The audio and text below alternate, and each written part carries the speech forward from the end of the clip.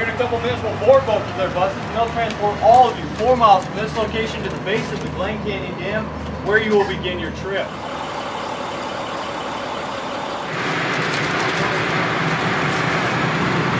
Two of those miles are through secure areas in the form of a tunnel that's been carved into the canyon walls, and it is patrolled by the Department of Homeland Security.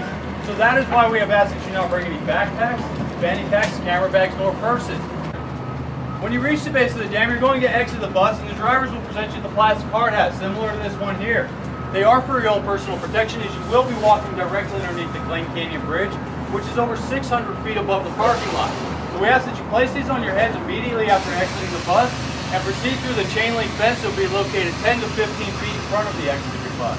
In the fence, you will find a catwalk 100 meters in length that will take you directly to the dock. That is the only stretch that you need to wear these for. When you reach the dock, you're welcome to remove them and discard them in the basket to your left.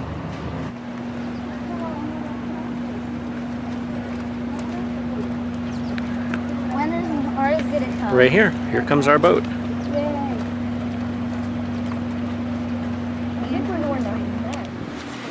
Wasn't that one day that we went to in Spokane? Wasn't that like the Grand Canyon Dam? Don't worry, it's gonna get warm. It was 6 feet short. It did. Look, there's a window. It's like it's cold, and there on then the you cliff, get there's a window. that, and it's really hot. So it is. The river guy today. Welcome, welcome. What's your name? Moveen. Moveen. Welcome. Hi there. Abdul. Welcome. Alicia. Hi there. Welcome. Where y'all from? Sacramento. Sacramento. Welcome. What's your name, my friend? Ian. Ian. Welcome. And Ian, who's your family? These guys. These guys right here, like this? Okay. Hi there. I'm Sam. Sam. Welcome, Sam. I'm Kristen. Kristen. Welcome. Dan? Dan. Welcome. I'm Lucas. Lucas? All right. Where y'all from? Annapolis. Maryland. Annapolis, Maryland. Annapolis, Maryland? Okay. I thought you said Minneapolis. And I was like, No. the same family. Wow, that's a really long way apart. That's nice. How do you end up as a riverboat driver? Well, you would ask that. To make a very long story short, I'm a teacher. And I was teaching my operation manager's daughter at preschool. And he said, hey, come work for me. So I did. Okay. That was in 2008. And I'm still here. All right. I was gone for a couple years. So, did your bus driver tell you anything about the tunnel on your way down? No. Nothing? Okay. We were taken by surprise. Is that a little bit eerie when you don't know it's coming? So, the tunnel is 2 miles long. It was actually initially blasted. It was the first piece of the Glen Canyon Dam project. So the whole project took about 7 years. The tunnel was started in 1956. They started at each end. They started at the top and the bottom. They blasted their way together. But somehow they had to get the folks to the bottom before the tunnel was here. So there used to be a crane right up there on the edge of the canyon. There was a big basket in it. And the guys who came to work, they would just get in this basket and they would be lowered by crane to the base of the canyon every day, work on the tunnel, and they'd be raised back up. Sounds like fun. About an 800-foot drop from up there, a little shy. So you notice the holes when you were coming down? The windows? Yeah, the windows. Yeah. So those were blasted first for light and for air, for ventilation. But they were also blasted because they had nowhere to put the debris. When they were blasting the tunnel, they just threw it right out the holes and came right down the river. And then they also blasted when they were blasting these 2 round waterways here on either side. So we call them spillways now. They are diversion tunnels. This is how the Colorado River was diverted while they were building the dam. They used to be whole. They've been cut in half. You can see it looks like, they were cut in half. They used to be full circles. And so the river came through there. They began working on the bridge next. That took from 1957 to about 1960. This bridge was actually built entirely in California. They took it apart and brought it back here, and they just put it back together on each side, just piece by piece. All right, so I'm going to spin the boat around here. You can get some pictures of the dam from here.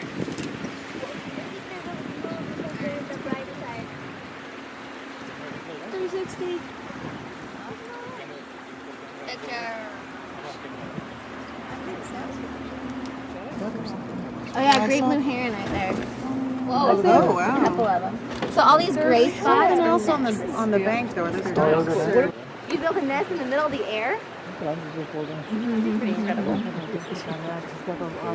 Like that on the raft down there as we go. There's an osprey here.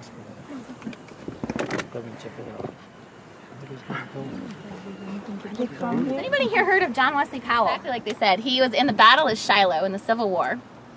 Legend has it that he put up his arm to cheer on his men, and he took a big musket ball right to his arm. Legend also has it that his wife was the nurse who amputated it for him. Very nice. After the Civil War, he comes out west, and a friend of his had this really great idea. He says, you know, nobody's ever explored the mighty Colorado. Why don't you go do it? So John Wesley says, okay. So he gets 10 men, and they have 4 boats, and they set sail out of Green River, Wyoming, May 24th of 1869. Wyoming. Big River Day for us. What? Wyoming. So that's pretty far up there. Yes, yep, and on the Green River. And so they're on the Green River, and they work their way around. They go through the Canyon of Lador. In the Canyon of Lador, one of their boats actually got away from them in the water because of the fast water, and it smashed up ahead in the rapids. 25% of their gear was on that boat, of course, of 4 boats, and then most of their food supplies were on that boat. So they lost those within the first few weeks of their trip. They did decide to continue. They figured their backup plan was that they were going to hunt when they got out here. Look around, that didn't quite pan out so well. There's not a lot to hunt down here in this area. They ended up living most of the trip. They had flour and oil, they made cakes, they did some fishing, and just whatever little food reserves they had. So they continue down, they come outside of where Moab, Utah is. The Green River meets up with the Colorado River. And they went on down through Cataract Canyon. After Cataract Canyon, they finally entered. Now, Cataract Canyon has a lot of rapids in it, just real quick. Then they get into Glen Canyon, which is where you are today. Glen Canyon used to be 180 miles long before we built the dam. Once we built the dam, we flooded 165 miles of it. Wow. So yeah, most of it's now all what is now Lake Powell, named after John Wesley. But when he came through here, this was kind of their little respite, their little break. After this point, they get to an area we call Lee's Ferry. They're sitting at the top of the Grand Canyon, and Powell knows he's going to drop about 1,800 feet in elevation. But he has no idea how. He doesn't know if he's going to go down one 1,800-foot waterfall, 2 waterfalls. He goes on to discover 65 river rapids in the Grand Canyon. Okay. 277 miles later, they come out and they're still alive. So the whole trip took him about 99 days. And so he did make more trips back to this area later. He surveyed and did a lot more mapping after the first expedition. But that's really what we kind of know him for. It's a beautiful time to be down here. The canyon walls here are about 800 feet above your head. What you'll notice as we go downriver is the canyon walls are going to keep rising. They're going to keep getting higher the farther downriver we go. So in 1923, we formed the Colorado River Water Compact. That was an agreement between 5 U.S. states and 2 Mexican states. And basically it told each state how much water they were allowed to pull out of that river. Okay. A couple years later, then they formed the Colorado River Water Storage Act. That was when they decided that it would be better to have a steady flow rather than the highs and the lows that we were experiencing because of the spring runoffs and things. Also down in Yuma, there were some floodplains that were getting flooded out every spring, and there were other areas that were drought. So they finally decided if we put these dams in, we could kind of control the flow. So they put in 5 dams. There's 4 down below us: Hoover, Parks, Imperial, and Davis. They're all down there. We are the top, though, Glen Canyon Dam. We are the only natural fed. But because we are governed by that original compact, we have to release a certain amount down because all the states down below us have to be able to pull what they're allocated from the river. Now, it gets really hairy because when they drew up that original compact, they based it on 14 million acre-feet of water, which was what the river averaged at that time. Since that time, we've only averaged about 11 to 12 million acre-feet. So now all of a sudden it's been really dicey. Pretty much what has happened is Mexico just has taken the short end of the stick. The Colorado River doesn't even go to the Pacific Ocean anymore. It used to go all the way out. It doesn't make it anymore. Right. Last year, though, Lake Powell got so low that for the first time, the Bureau of Reclamation actually violated that compact, and we released less water than we were supposed to, because our lake has been at 47% capacity, but yet by this compact we're supposed to be releasing all this water. And so it's been a big headache. Everything I've been hearing, though, they're starting to do surveys, and they are going to be redrawing that compact in the next 5-10 years. So, which is good. It's about 100 years old. It's probably time to redraw the compact. Another big issue. You see all these trees over here that look kind of dead? You'll see these for most of our trip. They're called tamarisk trees. They're not native to the area. They actually brought them over from the Middle East because they were helping in California prevent some erosion from all the banks down there. Well, these trees came all the way up the Glen and Grand Canyon. Each one of those trees drinks as much water as an acre of corn. So on top of over allocating the river, we don't have enough water. We're also got these trees that are just drinking up tons of water that were not here initially when that compact was written either. So there's a lot of efforts out there to try and eradicate these trees. One of them, the big problem, however, we're trying to eradicate the trees because of the water. We've also had a bird that is on the endangered species list that is now nested in the trees. So it's this really big cycle. In answer to your question, it's a big mess. Yeah. But right now we are on higher water. Summers we tend to run on higher water. We had a lot of good inflow this year, so we are going back to that compact, and we have to release higher water out because we had higher water. Right. So, yeah, it's quite the deal. You see the bottom? Yeah. It's like 6 feet deep right here. Get that sucker down. Sam was almost going swimming. Well, you know, on this boat, if you do fall in the river, we're going to take a vote, okay, before we bring you back, all right? If you get voted out, then you're swimming the whole rest of the trip, all right? So if you look over on the right, you see all these tamarisk trees that I was telling you about. They drink so much water, and see how dead they look. One of the initiatives that they came up with, one of the solutions, was to bring in a tamarisk beetle. The theory was this beetle would come, he would eat up all the tamarisk trees. He would eat himself out of a home and then just die off. Okay, this is kind of supposed to be the natural solution to this endangered bird issue that we're having. They did release the tamarisk beetles. They've come, they've done a really good job killing off these trees. But they've also adapted, and now we have them all over in town. We have them on the lake. You've seen them. They eat everything, yeah. But so they don't just eat the trees anymore, but you'll notice as we go down, a lot of the areas look burnt, and that's actually just the work of the beetle. You know, how hard it's been working to get those trees. Are we gonna dock right next to it? We are gonna go park right next to it. Get you wet. That's what I'm trying to do. So we're gonna come on up here, and you'll feel a couple little bumps here on the canyon wall. Don't worry, it's a rubber boat, so we're good.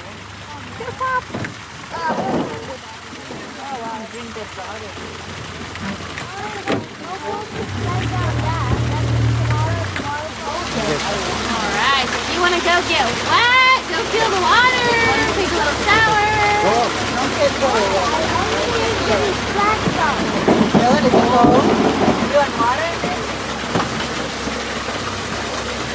It's not that bad. It's not that cold. You gonna feel it, Ian?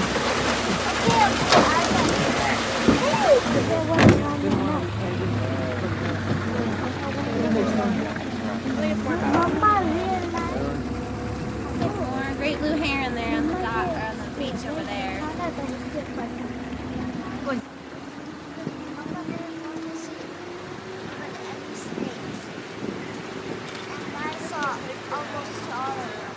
So when you're looking at the canyon walls, the blackest areas are the ones that have had the least amount of weathering recently, because it took a long time for that black to form.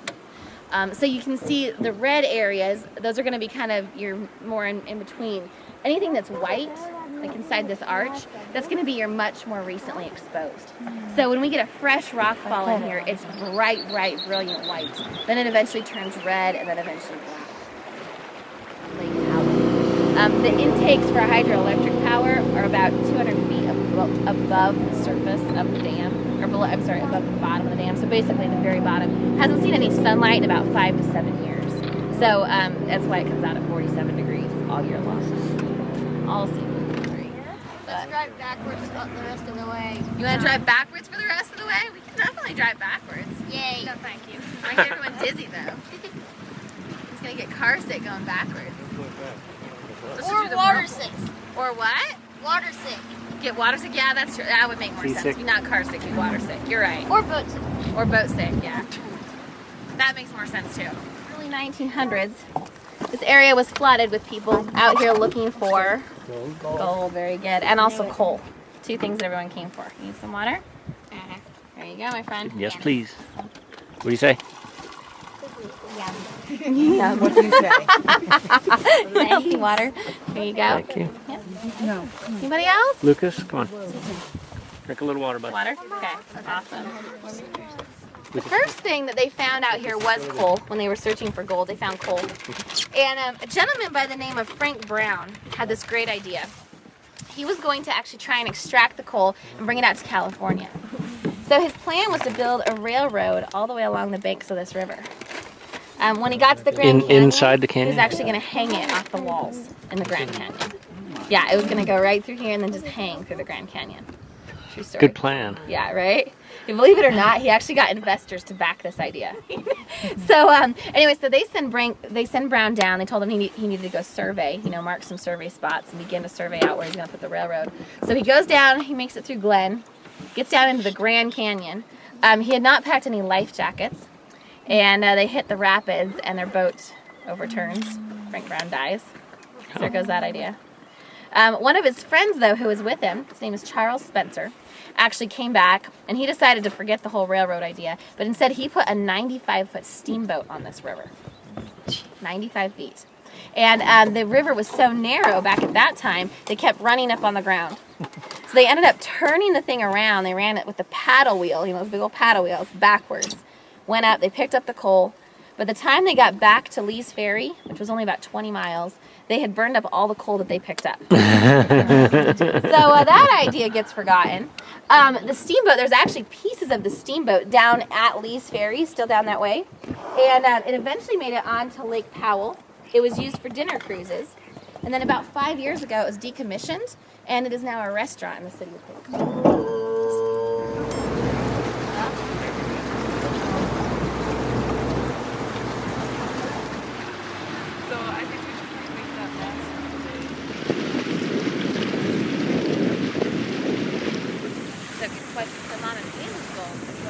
Buried outside of his map. Gold? Yeah. A little bit. Legend. So, a little bit about the legend. Sounds familiar. Yeah. Okay, so legend has it, down at Lee's Ferry there's this trail we call Spencer's Trail. And it goes straight up the top of the canyon wall. It's about 1,400 feet up. And legend has it that Robert Stanton was hiking up there one day, and he finally discovered the gold mine that he'd been searching for almost 60 years. Because it was so high up and he was so old, he decided he wouldn't be able to extract it. So he just buried the whole thing and he didn't tell anyone where it's at. And it's still there to this day. That's river legend. You're gonna feel some waves.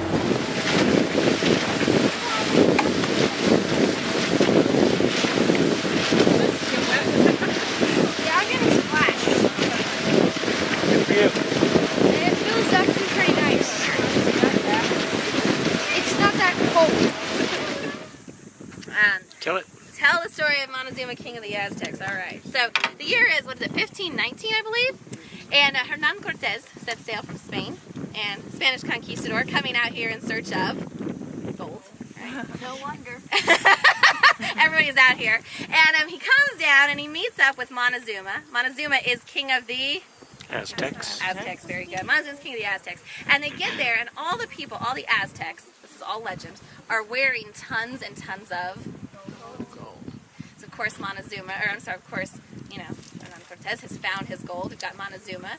Montezuma sees him, and he believes that he is actually a god, right? So Montezuma's plan is he figures that he needs to find some way to appease the god, right? The god wants his gold, so what they come up with this plan is they give him one piece of gold, just every day, every week, something like this. They give him one piece, just one piece at a time, all right? Now, of course, Cortez wanted to find the whole stash of the gold, and of course, Montezuma wouldn't tell them where it was.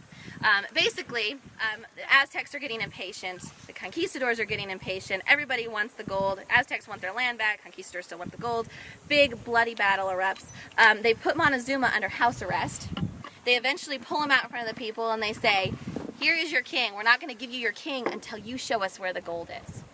Well, the people are so fed up with Montezuma at this point for putting up with this so long, they stone their own king to death, all right? And at this point, everything breaks loose. And they said it was one of the bloodiest battles as far in history on this side of the Atlantic Ocean, on our continent. Eventually the conquistadors leave, the Aztecs are left, everything's just in complete and total ruins.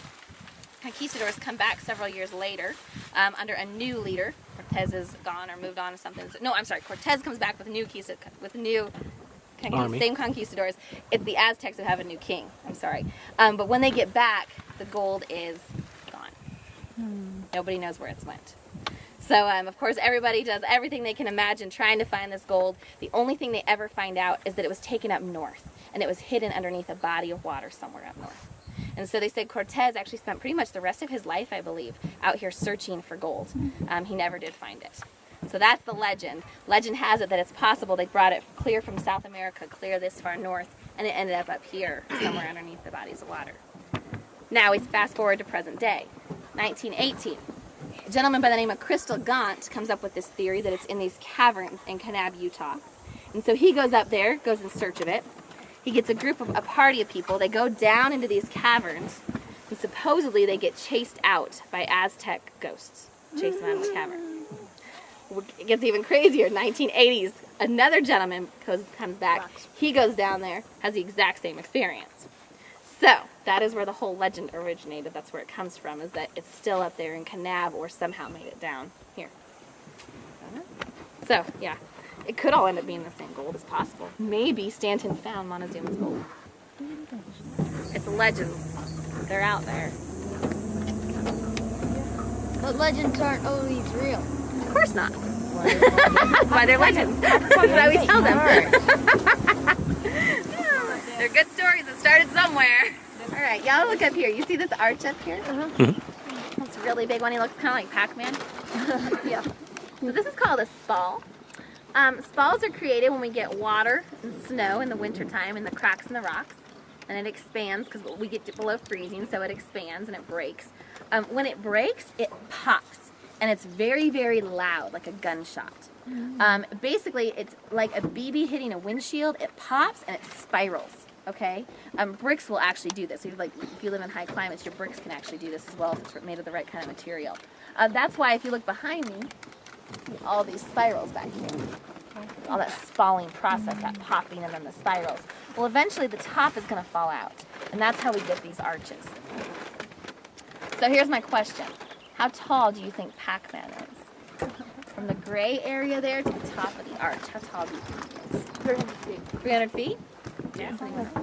800 feet? I'd go with 300-400. 900. 900? Yeah, 300 is right. That is a football field right there. That's 100 yards, that arch. So about 100 meters. Canyon walls here are about 900 feet, about 300 meters, about 3 football fields high. All right, and if you look up ahead of us, we'll talk about this while we're still in the shade. Do you see how the top of the canyon wall looks kind of like giant stairs straight across from us over there? So we call this area the Steps Trail. If you look at the right-hand side, there's kind of an inlet, and you would basically come down, you would zigzag your way back and forth. And you come down over here on the left, you can actually see the game trails coming down there. So we get desert bighorn sheep down here in the canyon, and this is how they come in. They follow this Steps Trail down. They're usually here during the month of June when it's really, really hot. They come down for water. And we believe that the ancestral Puebloan people who used to live here would have been following the desert bighorn, and they would have come down this trail, come down to the water. They would have come down here for fishing. They would have been hunting the bighorn sheep. Around the corner, we have a canyon that goes out the other side, and so we think this was a cross-canyon route. They would have come down, crossed the river, and gone back out the other side. So we're actually going to stop at a beach just around the corner, and we have a petroglyph panel that they carved in the stone when they were crossing the river, when they stayed down here. We figure they probably would have stayed for short periods of time, maybe months or seasons at a time. See that? Oh yeah, we got someone in. I think that's Nate, actually, one of our river guides. Right. It's all right. Who's gonna get in? Me? Come on. Water's only 47 degrees, 8 Celsius, 47 Fahrenheit. So right up here, I'm going to pull up to the beach here in just a minute, and you can walk up those stairs. See, we've got the restrooms there. About 100 yards beyond the restrooms, we have our petroglyph panel. So if you like to walk up there, you're welcome to. We will have time to do some swimming, so feel free to get wet if you want to. Feels really good.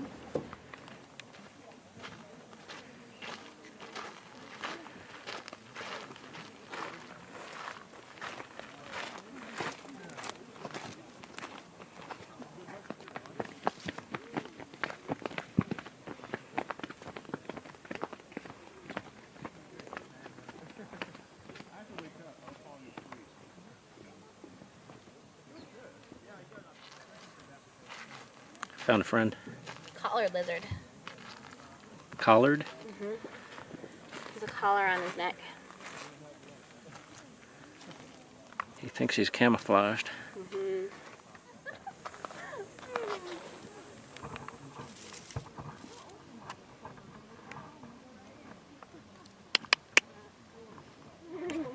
So, in answer to your question about the styles, this one here we would call the desert archaic style. Mm-hmm. All right, it's these guys here. This one so the desert archaic people would be some of the earlier people here in the area. As I talked about, the ancestral Puebloans is kind of the blanket name we give them all. Desert archaic would have been here first. Those people would have been kind of living individually, kind of semi-nomadic, following the bighorn as we talked about. There's one theory is that this here represents the Steppes Trail. I showed you the Steppes Trail over there. It looks kind of like giant steps here. And of course we see the desert bighorn at the bottom of the Steppes Trail. Sure. So it would make some sense if this is maybe perhaps some part of the map, you know. I have a friend who actually interpreted it this way, which is really interesting. He's not Puebloan, he's Navajo, but he just had a really cool interpretation. And that was that this tree-looking thing could be a hunter. He was saying that this could be a father's lesson to his children about we would hunt the father male bighorn first. Notice the vertical stripes. And we'd hunt the mother female bighorn, horizontal stripes. Then and of course the baby's behind her. And then lastly you would hunt a young adolescent son. Because he's got those stripes, those vertical, but not as many as the father. So that's the first time I'd heard that interpretation. Again, whether it's true or not, I don't know, but it's an interesting theory. These guys coming down here on the side. I've heard this. Emily was the one who said they look Ute, right? Were you the one who said these look like Ute? The pronghorn? No? Oh, someone told me that. Someone said it looked... I have not. I'd only heard it this season, so I'm not really sure how much truth there is to it. But one thing we do think about these guys, notice how these are pronghorn, right? They go forward as opposed to the bighorn. Their antlers go backward, you know. So this has got to mean one of a couple things. We did used to have pronghorn antelope that used to live here. That's why I was wondering, look like deer. Once the dam was built, they actually quit coming around. So something definitely changed here when the dam was built. We haven't seen them really since. Another theory is that this picture was brought in from somebody, I've heard this too, from a tribe that was more semi-nomadic, maybe traveled a little farther, saw the pronghorn other places, and brought this theory, that brought these guys in.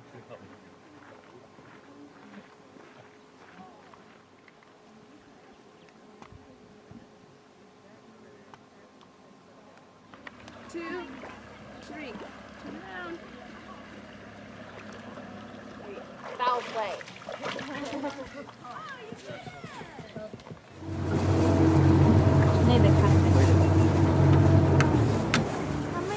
Okay. Alright, I need a helper. With what? Anybody? I'll tell you in a minute. Are you strong? Yeah. Alright, then you can be a helper. You want to help too? No.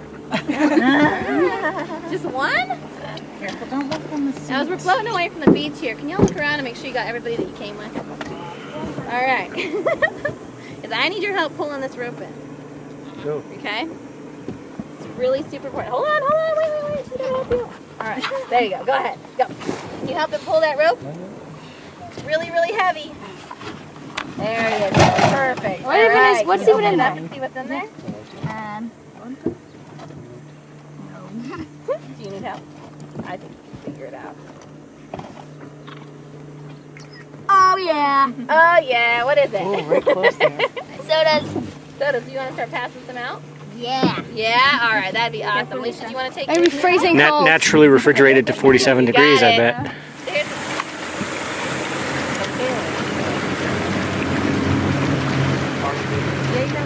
Alright, can you get some waves, everybody? Line, go.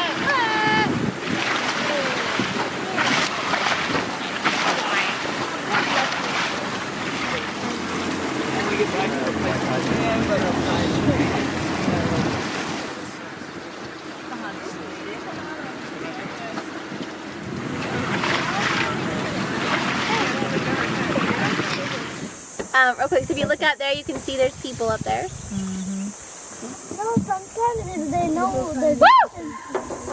Good echo spot here. Y'all want to yell with me? Yes. What should we yell? Hello. Hello. Okay, how about hi? How about echo? On the count of three, ready? How about what? Echo. Echo? We can yell echo. Let's do echo. All right, ready? Echo. 3, 2, 1. Echo! Pretty good. Yesterday, someone actually yelled back at us. All right, over here on the right, you can actually see Horseshoe Bend. Start to take shape. Doesn't it? It's nothing like it is from the top, isn't it? It's smaller and bigger at the same time when you're down here, because that looks smaller, but the river seems like it moves a whole lot farther than it looks from up top. There's 9 Mile Camp, Horseshoe Bend campsite.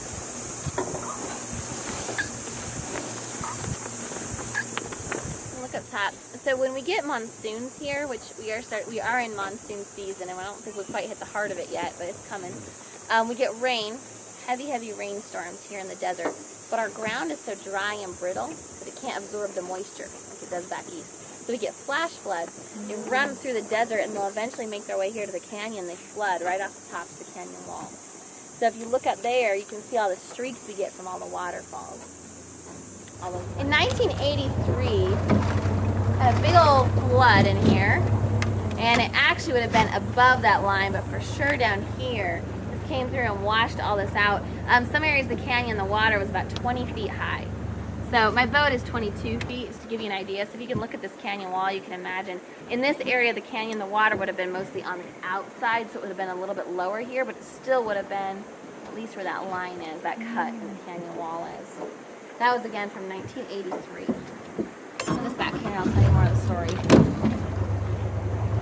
So in 1963, they finished building the dam, and they closed those 2 spillways that I showed you, the diversion tunnels. They let Lake Powell fill up, and it took about 17 years before the lake reached full pool. So it's about 1980 when Lake Powell got to where as high as it was supposed to be. 1981 and 82, we continued to have a lot of great snow, a lot of great water inflow, and the lake stayed right there at full pool. And then we had 1983. In 1983, the Rocky Mountains got pounded with massive blizzards. And that spring was highly unusual because everything just got warm almost overnight. So typically in a spring it thaws and freezes, and so it takes time. Well, at that point it just got warm overnight. All the snow melt came running down. Places like Salt Lake City had so much water, they actually had to open up Main Street. They rerouted the river right down their main street, so they had nowhere else to put the water. Right. So Lake Powell already being at pretty much full pool, there weren't a lot of options, you know. They pretty much decided they were going to try and just watch this lake and just see what would happen and see what the weather did and see if we could kind of just ride this thing out. The water ended up getting so high. I have friends who were here, and they remember walking across the top of the dam and putting their hand in the water. That's how high Lake Powell got. Yeah, that's a lot of water, very dangerously high. So the initial plan, they finally decided they had to come up with a plan. They went and they bought marine plywood at Page Lumber, and they plastered it across the top of the dam. There's actually pictures of it. You girls seen these pictures? Plywood all over the top of the dam. So for about 3 weeks, we were actually taller than Hoover Dam. Yeah, we set the world record for about 3 weeks for North America. So anyway, unfortunately though, that really was probably not going to be enough to ward off 180 million acre-feet of water that could be coming through. You know? So pretty much they thought, well, as long as it stays hot, we're going to be okay, because feet of our lake are going to just evaporate off. So they sat there and they watched it, and then we had this lovely monsoon rain that came through in late June. It was a 24-hour rainstorm. It just pounded the area. And they pretty much were left with no alternative. They decided they were going to have to drain the lake. And so, remember those 2 spillways I was telling you about? They ended up opening those spillways, and they just pushed as much water out as they could. When they did that, they pushed about 90,000 CFS, cubic feet per second of water down this river. Today, you're sitting on about 15,000 CFS, so 1.5. When they opened it, they pushed 90,000 down this river. Wow. And you can imagine the water line. Very, very, very high. That was the big flood of '83. On that water. You know what? There were actually some people who did the Grand Canyon on that water. Yeah. So what happened is they had a whole bunch of rafters down in the Grand Canyon. And these rafters, you know, this was 1983. They couldn't just call them on a satellite phone. So what they ended up doing, one of my friends was down there, is he says, you know, we're camped out in the banks, and all of a sudden we see an airplane flying through the Grand Canyon. And then we see something fly out of it. So we go pick it up, and it's these little sandbags, and it's got this nice typed out little note. and it says camp high, massive water coming, love NPS. That's all it told them. Love your National Park Service. Hang on a second. I'll wave it, but it's very loud.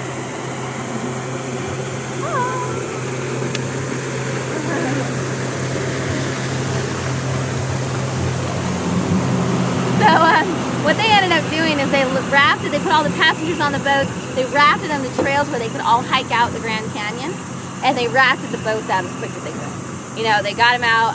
Park Service goes down to Lee's Ferry. They shut down Lee's Ferry. No one else is allowed to launch on the river, officially. All right. Well, there were these 3 college kids, and they had been wanting to set the world record. They wanted to be the fastest people ever through the Grand Canyon.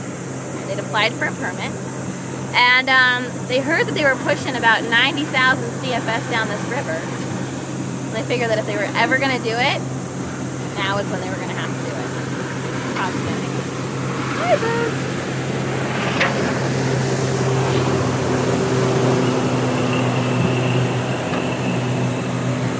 So at midnight, they call up a friend who's got a boat, because their boat, they didn't even own a boat. So they call up a friend, and this boat had been wrecked in this boating accident. So they get the boat, they put the thing back together, they put it inside this closed up trailer, and they tow it behind a van. And at midnight, they go down to Lee's Ferry, and they back up to the edge of the water, and they get ready to launch this boat. Now all the river guides are camped out on the banks, and they see them getting ready to launch this boat. It takes them about 10 seconds for them to figure out, you know, what's going on. So these river guides pretty much decided, well, we got to do what any good river guide's going to do. We got to help them. So they do. They help them. They grab this boat, they throw it in the river.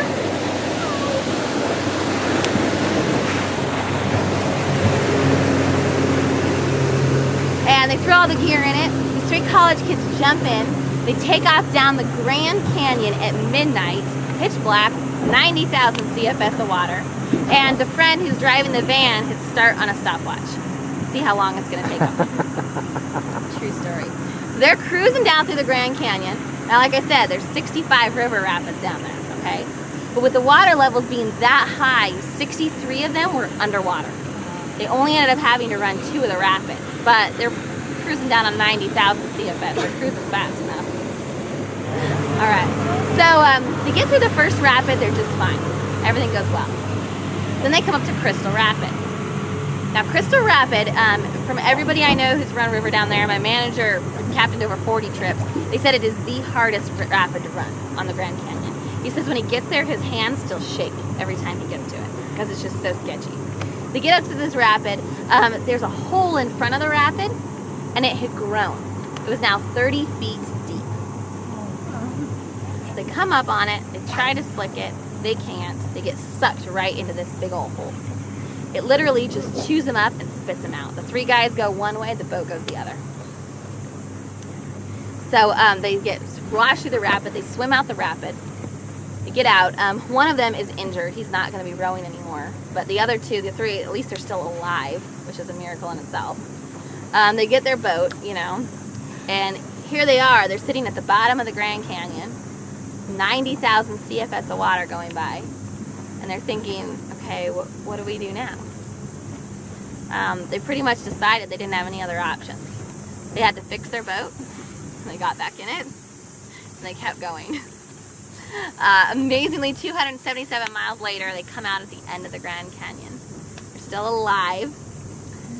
Here's my question. Do you think they set the world record? No. And how long do you think it took them? I'm going to give you some perspective. To take a dory trip through the Grand Canyon, it would normally take you about 14 days. They rowed this entire thing, just a little wooden rowboat. Any guesses? Any thoughts? 3 days. 3 days? Anybody else? 10 days? Okay. They made it in 38 and a half hours. Oh, gosh. Covered the entire Grand Canyon. And Park Service was, of course, there to meet them at the other end with some nice little silver bracelets. They were arrested. They had to go to jail.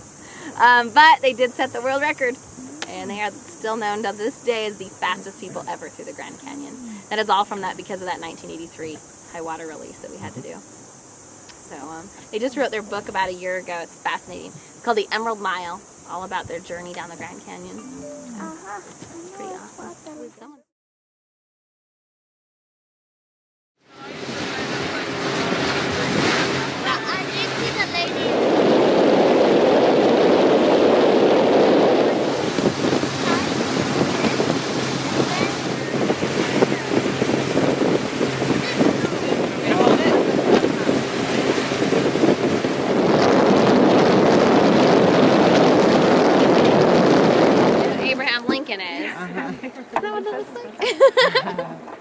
Yeah, yeah, I see it. Right there. So that's that big red.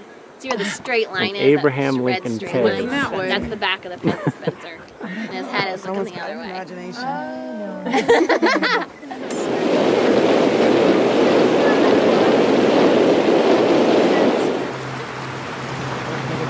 You can see too, we've got all this water kind of running down the lower canyon walls. That is again part of this Navajo sandstone pulling water right out of Lake Powell and running down the canyon walls.